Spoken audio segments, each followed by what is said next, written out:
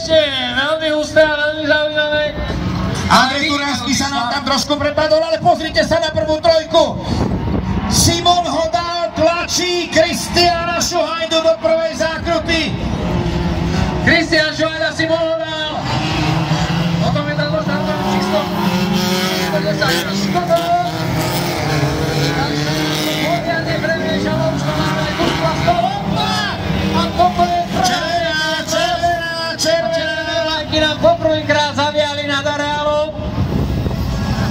Červené vlajky máme vyvesené v týchto chvíľach, chalani. To ešte nemajú možnosť vidieť až teraz, ale bola tam prvá búda, už sú tam červené vlajky, už spomalíme, chalani.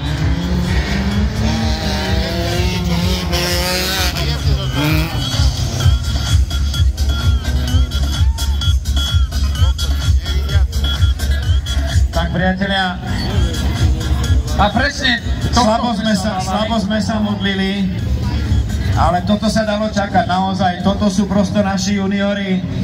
Fú, nenechávajú si ani centimeter.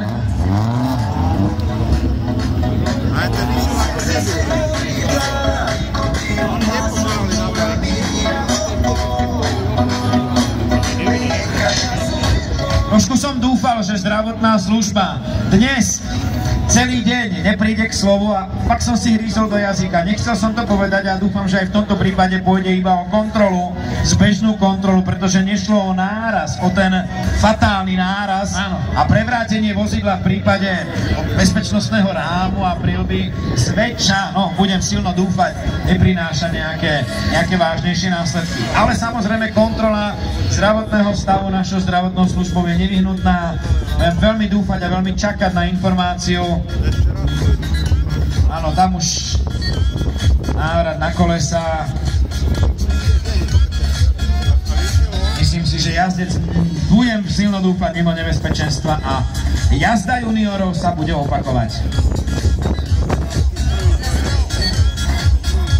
Áno, finálnu jazdu si zopakujeme až potom, ako odjazdíme H5-kovú divíziu, a teda Grandi Buggy, až len potom